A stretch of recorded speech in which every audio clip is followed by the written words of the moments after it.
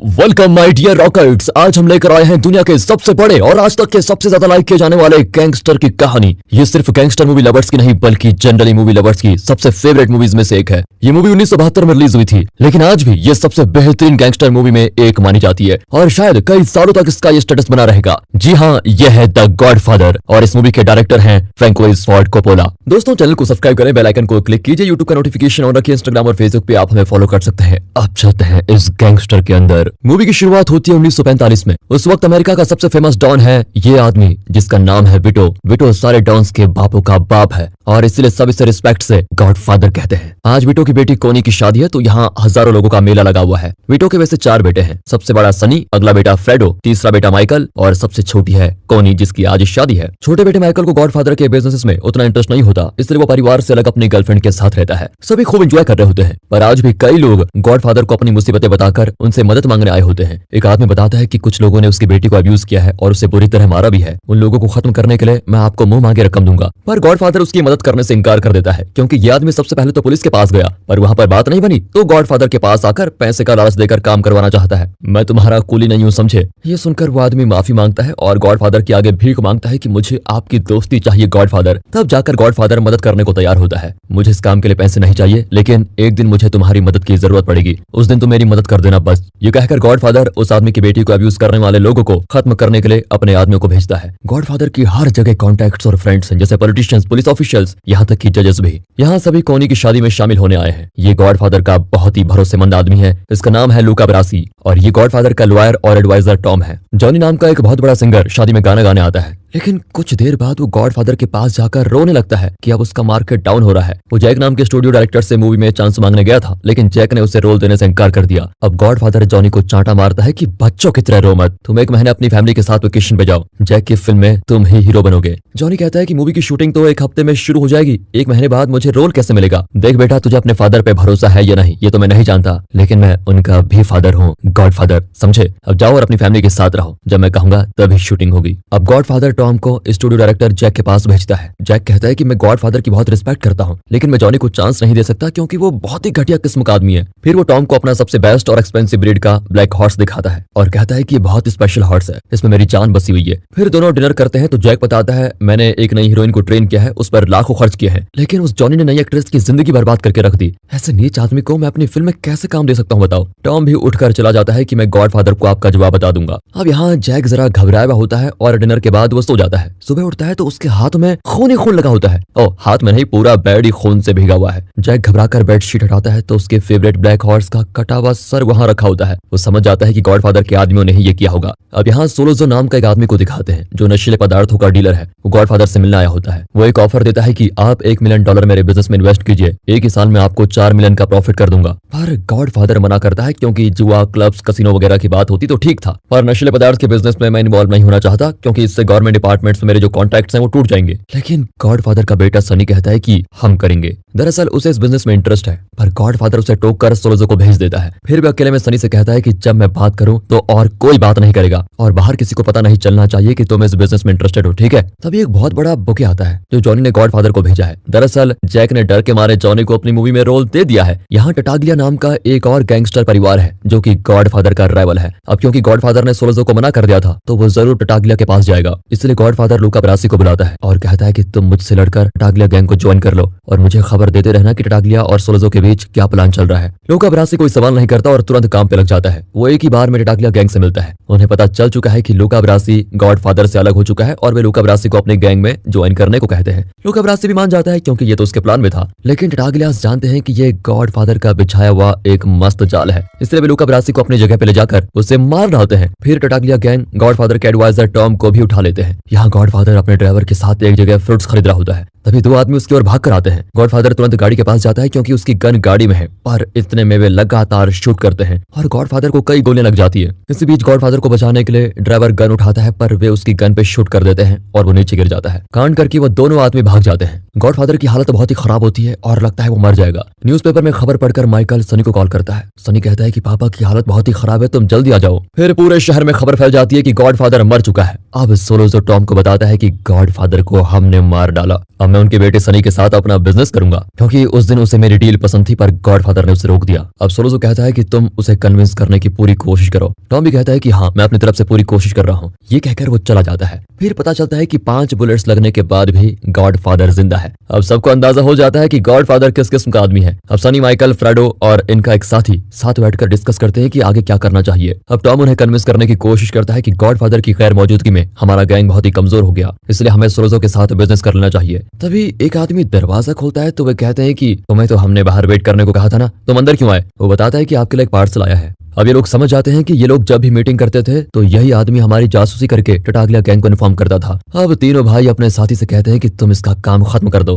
वो उस जासूस को एक सुनसान जगह पर जाकर उसका खात्मा कर देते हैं। और माइकल, जो कि अपने पापा के बिजनेस से दूर रहना चाहता था, अब गॉडफादर की हालत देखकर वो उनके साथ रहने का फैसला करता है, इसलिए वो अपनी गर्लफ्रेंड से भी ब्रेकअप कर लेता है। फिर वो गॉडफादर को देखने आता है हॉस्पिटल, तो वहां उसके पिता की सिक्योरिटी के लिए इनकी गैंग का एक भी आदमी नहीं होता। वो तुरंत सनी को कॉल करके बताता है कि पापा को खत्म करने के लिए कई लोग उतावले हैं, अगर किसी ने कुछ कर दिया तो हमारे आदमी यहाँ क्यों नहीं है? सनी कहता है तुम वहीं रुको, मैं अभी आता हूँ। फिर माइकल नर्स से पूछता है तो वो बताती है कि आपकी आदमियों को पुलिस अरेस्ट करके लेके गई है। तभी माइकल सेंस करता है कि कुछ गलत होने वाला है, इसलिए वो और नर्स मिलकर गॉडफादर को दूसरे कमरे में शिफ्ट कर देते हैं। तभी गॉडफादर को देखने के लिए एक आदमी बुके लेकर आता है। माइकल उसको रोककर कहता है कि तुम और मैं यहाँ रखवाली करेंगे, अगर कोई आया तो ऐसे बिहेव करना जैसे कि तुम्हारे पास गन है। हालांकि दोनों के पास कोई गन नहीं होती और जैसा माइकल ने सोचा था, एक गैंग वहां पर गॉडफादर को खत्म करने के लिए आई होती है। माइकल और उसका साथी धीरे से अपने कोट के अंदर हाथ डालते हैं, मानो गन निकाल रहे हो। फिर उनका ये एक्शन देखकर वो गैंग घबरा कर चली जाती है। कुछ देर में पुलिस ऑफिसर मार्क आकर इन दोनों को डांटता है कि मैंने तुम्हारे गैंग के आदमियों को अरेस्ट कर लिया है, तुम चले जाओ वरना तुम्हें भी अरेस्ट कर लूंगा। दरअसल मार्क भी टटागलिया से मिला हुआ है। टटागलिया के आदमियों ने इसे खबर कर दी थी कि हॉस्पिटल में अभी भी गॉडफादर के गार्ड्स खड़े हैं, इसलिए ये तुरंत यहाँ चला आया। अब माइकल पूछता है कि इस घटिया काम के लिए टटागलिया ने तुम्हें कितना करोड़ दिया? फिर मार्क गुस्सा होकर माइकल को मारता है। इतने में सनी और बाकी लोग भी वहां पर पहुंच जाते हैं। अब पुलिस कुछ नहीं कर पाती। सोलोज़ो चाहता है कि गॉडफादर मर जाए और गॉडफादर के सारे राइवल गैंग्स उसे सपोर्ट करते हैं। सोलोज़ो जान चुका है कि गॉडफादर को खत्म करना बहुत ही मुश्किल है, इसलिए वो सनी को कॉल करके कहता है कि मैं तुम्हारे गैंग्स के साथ सुलह कर लेना चाहता हूँ, पर मुझे माइकल से मिलना है। अब सनी माइकल को बताता है तो वो कहता है कि सोलोज़ो के साथ पुलिस ऑफिसर मार्क भी होगा, मैं उनसे मिलने जाऊंगा और वहां दोनों को खत्म कर दूंगा। ये आइडिया तो अच्छा है, लेकिन वो मीटिंग कहां पर होने वाली है इसकी इन्फॉर्मेशन इन्हें नहीं मिली है। इतना ही नहीं, माइकल वहां गन लेके नहीं जा सकता क्योंकि सोलोज़ो और मार्क उसकी चेकिंग जरूर करेंगे। अब वे इसका भी एक प्लान बनाते हैं। सनी पुलिस ऑफिसर मार्क के असिस्टेंट का अच्छा दोस्त है और उसके जरिए सनी को पता चल जाता है कि मीटिंग किस होटल में होने वाली है। इनका प्लान यह है कि मीटिंग से पहले इनका एक आदमी उस होटल के बाथरूम में एक गन छुपा कर आ जाएगा। मीटिंग के बीच में माइकल को बाथरूम जाने का बहाना करना होगा और उस गन को अपने पास छुपाकर वापस लेके आना है और सोलोज़ो और मार्क दोनों को खत्म करना है। प्लान के मुताबिक माइकल एक जगह वेट करता है और सोलोज़ो और मार्क उसे पिकअप करते हैं। वो वहीं पहुंच जाते हैं जहां बाथरूम में गन रखी हुई है। सोलोज़ो कहता है कि मुझे तुम्हारे पापा को शूट नहीं करना चाहिए था क्योंकि वो मेरे भी गॉडफादर हैं और वो मेरी डील को ठुकरा रहे थे, तो मुझे गुस्सा आ गया। मार्क भी कहता है कि मुझे तुम पर हाथ नहीं उठाना चाहिए था और तुम कुछ ज्यादा ही बोल गए। माइकल चुपचाप उनकी चिकनी चुपड़ी बातें सुन रहा होता है और फिर कहता है कि मुझे जरा बाथरूम जाना है। तभी सोलोज़ो उसको रोककर उसकी चेकिंग करता है कि कहीं इसके पास कोई गन तो नहीं है। सब कुछ क्लियर होने के बाद वो माइकल को जाने देते हैं। फिर माइकल बाथरूम जाकर वहां छुपाए हुए गन निकालकर अपने कोट के अंदर रख लेता है और वापस आकर चुपचाप खाने लगता है। फिर बातों ही बातों में मौका देखकर वो सोलोज़ो और मार्क ठीक दोनों के माथे पे गोली चला देता है। इस तरह दोनों को खत्म करके माइकल एक पक्का गैंगस्टर हीरो की तरह बाहर निकलता है। अब माइकल को जिंदा रहना है तो उसे शहर से कहीं दूर जाना होगा, इसलिए वो इटली जाने की तैयारी करता है। सोलोज़ो और मार्क की मौत के बाद बाकी सारे गैंग्स गॉडफादर के अगेंस्ट हो जाते हैं। अब टॉम न्यूज़पेपर में खबर छपवाता है कि पुलिस और सोलोज़ो का कोई कनेक्शन जरूर था।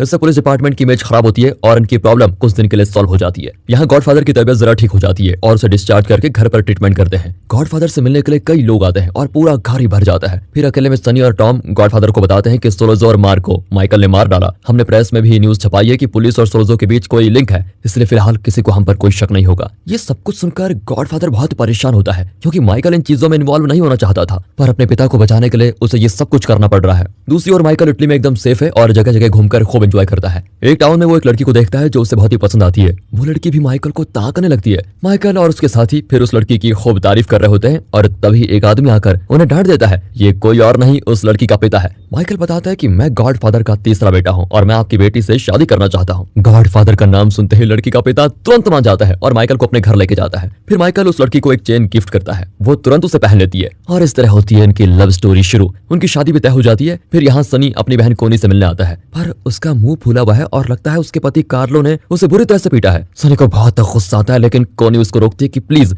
कार्लो की जान मत लेना। सनी कहता है ठीक है, मैं उसकी जान नहीं लूंगा। अगले सीन में वो कार्लो को पकड़कर कचड़े के डब्बे में घुसा देता है, फिर उसे उठाकर ठीक उसके पेट में 4-5 पंच मारता है। फिर वो पब्लिक में कार्लो को उल्टा कर करके उसकी धुलाई करता है। आइंदा मेरी बहन पे हाथ उठाने की सोची भी तो तुम्हें मार डालूंगा, समझे। ये वार्निंग देकर सनी चला जाता है। इसी दौरान इटली में माइकल की शादी हो रही होती है और वो बहुत ही खुश है। अमेरिका में उसकी जो गर्लफ्रेंड थी वो टॉम को एक लेटर देकर कहती है कि प्लीज इसे माइकल तक पहुंचा दीजिए, पर टॉम कहता है कि अगर इसे मैंने भेजा तो राइवल गैंग्स माइकल का पता लगा लेंगे और उसकी जान को खतरा हो सकता है। जब वो वापस आएगा तो तुम खुद ही उसको दे देना। कार्लो यहाँ घर जाता है, लेकिन लगता है ये भूत लातों से नहीं मानने वाला। वो फिर कोनी को टॉर्चर करता है। ऊपर से एक लड़की के साथ उसका अफेयर भी चल रहा है। कोनी समझाती है कि उस लड़की को छोड़ दो, पर वो नहीं मानता। गुस्से में कोनी चीजों को फेंकने लगती है। वो प्रेग्नेंट भी है, लेकिन कार्लो उसे बेल्ट से मारने लगता है। बेचारी सनी को फिर कॉल करती है, इस बार तो मैं उसको नहीं छोड़ूंगा। ये कहकर सनी तुरंत कोनी के घर के लिए निकलता है, पर टॉम उसे अकेले नहीं भेजना चाहता और अपनी गैंग के साथ उसे फॉलो करता है। सनी फिर एक टोल गेट पर पहुंचता है तो वहां कुछ लोग उसे घेर कर शूट कर देते हैं। वो स्पॉट पर ही मारा जाता है, लेकिन वो गैंग फिर भी उसे शूट करते रहते हैं क्योंकि वो नहीं चाहते कि अपने पिता की तरह ये भी बच जाए। जब तक टॉम और दूसरे लोग वहां पहुंचते हैं तो वो गैंग जगह खाली कर चुकी होती है।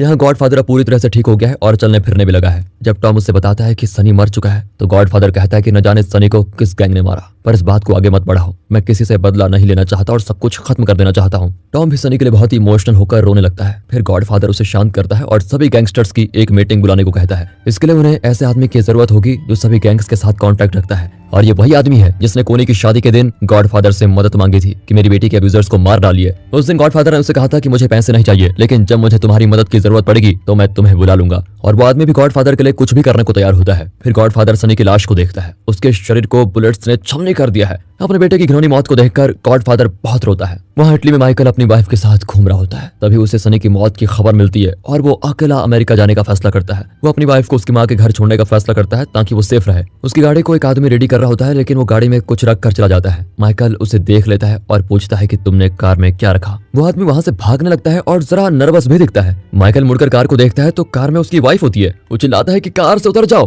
पर इतने में कार होती है ब्लास्ट और उसकी वाइफ स्पॉट पर ही मारी जाती है। माइकल बेचारा पूरा टूट जाता है। यहाँ गॉडफादर सारे गैंग लीडर से मिलता है। टटागलिया गैंग का लीडर फिलिपो भी आया है। नशीले पदार्थों का डीलर सोलोजो इसी का बेटा है। बाकी गैंगस्टर्स कहते हैं कि हमें अपनी जगह पे नशीले पदार्थ रखने हैं, लेकिन आप इन चीजों के खिलाफ हैं जिसकी वजह से हमारा काम नहीं हो पा रहा और हमारे बीच इसी वजह से गैंग्स वॉर हो रहे हैं। पर अब गॉडफादर कहता है कि मुझे इसमें कोई एतराज नहीं, आप लोग जहाँ चाहे जो मर्जी करें, नशीले पदार्थ रख लो। पर अब गैंगस्टर्स डरते हैं कि सनी की मौत का बदला लेने के लिए कहीं गॉडफादर फिर से गैंग वॉर शुरू न कर दे। तभी गॉडफादर सबको प्रॉमिस करता है कि मैं और मेरा गैंग किसी पर कोई अटैक नहीं करेगा। मेरा बेटा माइकल इटली में छुपा हुआ है और वो वापस आना चाहता है। मैं चाहता हूँ कि जब वो लौटे तो उस पर कोई भी गैंग अटैक ना करे। जब तक वो सेफ रहेगा तब तक मैं किसी पर कोई अटैक नहीं करूंगा। अगर उसे कुछ हुआ तो यहाँ एक भी गैंग नहीं बचेगी, याद रखना। इस बात को सभी मान लेते हैं। फिलिपो का बेटा सोलोजो मारा गया और दूसरी ओर गॉडफादर का बेटा सनी भी मारा गया, तो अब हिसाब बराबर और आगे से कोई अटैक नहीं होगा। ये कहकर गॉडफादर और फिलिपो एक दूसरे को गले लगा लेते हैं। माइकल यहाँ इटली से वापस आ जाता है और अपनी पुरानी गर्लफ्रेंड को अपने घर बुलाता है। वो नहीं आना चाहती पर माइकल उसे कन्विंस करके ले ही आता है। अब गॉडफादर एक बहुत ही बड़ा फैसला लेते हैं कि आज से माइकल इस गैंग का लीडर है और सारे बिजनेस वही चलाएगा। गैंग के कुछ लोगों को यह आइडिया अच्छा नहीं लगता, पर गॉडफादर उन्हें समझाता है, मुझ पर विश्वास रखो, मैंने कोई गलत फैसला नहीं लिया है। इस पर वे भी मान जाते हैं। अब माइकल जो कि इस गैंग का लीडर है, वो टॉम को एडवाइजर की पोजीशन से हटाकर अपने पिता यानी गॉडफादर को ही अपना एडवाइजर बना देता है। अब टॉम सिर्फ इनका लॉयर बन के रहेगा। इस तरह कुछ साल बीत जाते हैं। माइकल लॉस वेगस में एक बहुत बड़ा कसिनो खरीदने आता है। वो जॉनी से मिलता है जो गॉडफादर की बदौलत अब बहुत ही बड़ा हीरो बन गया है। अब जॉनी की बारी है कि वो गॉडफादर का एहसान चुकाए। इसलिए माइकल कहता है कि मैं ये कसिनो खरीद रहा हूँ, तुम्हें साल में कम से कम 5 बार इस कसिनो में आना है ताकि इसकी स्टार वैल्यू बनी रहे और हमें प्रॉफिट मिले। इतना ही नहीं, तुम अपने हॉलीवुड के दूसरे स्टार्स को भी इस कसिनो को रिकमेंड करोगे, ओके? जॉनी कहता है कि मैं तुम्हारी फैमिली के लिए कुछ भी करने को तैयार हूँ। ये सारी अरेंजमेंट करके माइकल उस कसिनो के ओनर से मिलता है, पर वो कसिनो नहीं बेचना चाहता क्योंकि वो इनके राइवल गैंग को सपोर्ट करता है। वो जानता है कि फिलहाल गॉडफादर कमजोर हो चुका है, इसलिए अपना बिजनेस चलाने के लिए अब उसे गॉडफादर की नहीं दूसरी गैंग्स की जरूरत पड़ेगी। ये सब कुछ सुनकर माइकल वापस आता है। अब माइकल ने अपनी पुरानी गर्लफ्रेंड से शादी कर ली है और उसका एक बेटा भी है। माइकल अपने पापा से कहता है कि आपने बहुत काम किया है, अब तो आराम कर लीजिए ना आप। लेकिन गॉडफादर अभी भी माइकल को सुझाव देता है कि क्या करना है क्या नहीं। वो माइकल को बताता है कि हमारे परिवार का एक बहुत ही भरोसेमंद आदमी तुम्हें गैंगस्टर्स मीटिंग में जाने को कहेगा, लेकिन उस पर विश्वास करके तुम वहां मत जाना वरना मारे जाओगे। बेटा, मैं तो सनी या फ्रेडो को इस बिजनेस में लाना चाहता था। मैं जानता हूँ कि तुम्हारी सोच, तुम्हारी लाइफस्टाइल बिल्कुल अलग है, इसलिए मैं नहीं चाहता कि तुम ये सब कुछ करो, लेकिन आज मुझे खुद तुम्हें इस धंधे में खींचना पड़ा। मुझे माफ कर दो बेटा। माइकल कहता है कोई बात नहीं पापा, आप परेशान मत होइए, हमने जो कुछ खोया वो सब वापस आएगा। कुछ साल के बाद दिखाते हैं कि माइकल का बेटा ज़ारा बड़ा हो चुका है। गॉडफादर मजे से अपने पोते के साथ गार्डन में खेल रहा होता है। तभी उसको दिल का दौरा पड़ता है और वो वहीं मर जाता है। है। उसके फ्यूनरल में सारे गैंग लीडर्स आते हैं और जैसा गॉडफादर ने वार्न किया था, इन्हीं की फैमिली का एक आदमी माइकल को बताता है कि बाकी गैंग लीडर्स एक मीटिंग अरेंज कर रहे हैं, तुम्हें भी आना होगा। माइकल जानता है कि ये लोग उसको खत्म करने के लिए ही मीटिंग बुला रहे हैं। वो कहता है मैं जरूर आऊंगा, लेकिन कोनी के बच्चे का नामकरण है, उस फंक्शन के बाद आऊंगा। नामकरण फंक्शन के दौरान बाकी 5 राइवल गैंग्स थोड़ा रिलैक्स हो रहे होते हैं, लेकिन माइकल इस वक्त का फायदा उठाकर अपने आदमियों को भेजता है और उन 5 गैंग्स के लीडर्स को अनएक्सपेक्टेड तरीके से खत्म कर देता है। एक गैंगस्टर को लिफ्ट में, दूसरे को मसाज पार्लर में, इस तरह सारे राइवल गैंग्स को वो खत्म कर देता है। और वो आदमी जो उनके परिवार में रहकर माइकल को मौत के कुएं में धकेलना चाहता था, उससे भी माइकल के आदमी खत्म कर देते हैं। इसी बीच माइकल को पता चलता है कि उसके बड़े भाई सनी को कोनी के पति कार्लो ने ही मारा था। उसने जानबूझकर एक लड़की के साथ अफेयर किया ताकि कोनी को पता चले और वो गुस्से में अपने भाई सनी को बुलाए और मौका पाकर कार्लो और उसके साथ ही सनी को मार डाले। अब माइकल कार्लो को पकड़कर पूछता है कि तुमने सनी को क्यों मारा। वो अकड़कर जवाब देता है कि मैंने उसे नहीं मारा, दरअसल इसको दूसरे गैंग सपोर्ट करते हैं इसलिए ये अकड़ रहा है। माइकल उससे बताता है कि तुम जिन गैंग्स के भरोसे अकड़ रहे हो ना, मैंने उन सभी को नरक पहुंचा दिया है। ये सुनकर कार्लो तो रोने ही लगता है। माइकल कहता है कि डरो मत, मैं तुम्हें नहीं मारूंगा, क्योंकि तुम्हें मारने के बाद मेरी बहन विधवा हो जाएगी। तुम लॉस वेगस जाकर वहां का बिजनेस संभालो। कार्लो भी लॉस वेगस के लिए निकलने वाला होता है, लेकिन माइकल के आदमी उसे खत्म कर देते हैं। भले कोनी विधवा हो जाए, लेकिन सनी के कातिल को माइकल जिंदा कैसे छोड़ सकता है। कोनी भागी चली आती है और माइकल पर चिल्लाती है कि तुम्हें सिर्फ सनी की मौत का बदला लेना था ना, मेरे और मेरे बच्चे के बारे में सोचा क्यों नहीं? कम से कम मेरे और मेरे बच्चे के बारे में तो सोच लेते, मेरे खातिर मेरे पति को माफ तो कर देते। फिर माइकल की वाइफ उसे शांत करती है तो वो उसके मुंह पे न्यूज़पेपर फेंकती है कि देखो तुम्हारे पति ने कितने लोगों की जान ली है, मेरे पति को भी मार डाला। माइकल किसी तरह कोनी को शांत करके भेज देता है। अब उसकी वाइफ पूछती है क्या कोनी सच कह रही है? माइकल कहता है नहीं, मैंने किसी को नहीं मारा। ये सुनकर उसकी वाइफ शांत हो जाती है और चली जाती है। माइकल ने झूठ बोला है क्योंकि वो अपनी पर्सनल लाइफ में कोई प्रॉब्लम्स नहीं चाहता। माइकल की वाइफ कमरे से देखती है कि इनकी गैंग के लोग माइकल के हाथ चूमते हैं, बिल्कुल वैसे ही जैसे वो गॉडफादर यानी बीटो के हाथ को चूमते थे, यानी कि अब माइकल ही गॉडफादर है। गैंग के कुछ लोग डिस्कस करने के लिए उस कमरे का दरवाजा बंद कर देते हैं। यह बिल्कुल एक यादगार सीन है जिसमें दरवाजा धीरे धीरे बंद होता है और माइकल की वाइफ को यकीन होने लगता है कि अब उसका पति खुद एक गॉडफादर है और उसने झूठ बोला था कि उसने किसी को नहीं मारा। वो समझ जाती है कि माइकल ने ही सभी को मारा है और कोनी के पति कार्लो को भी माइकल नहीं मरवाया। इस मूवी के कुछ इंटरेस्टिंग फैक्ट्स भी जान लीजिए दोस्तों।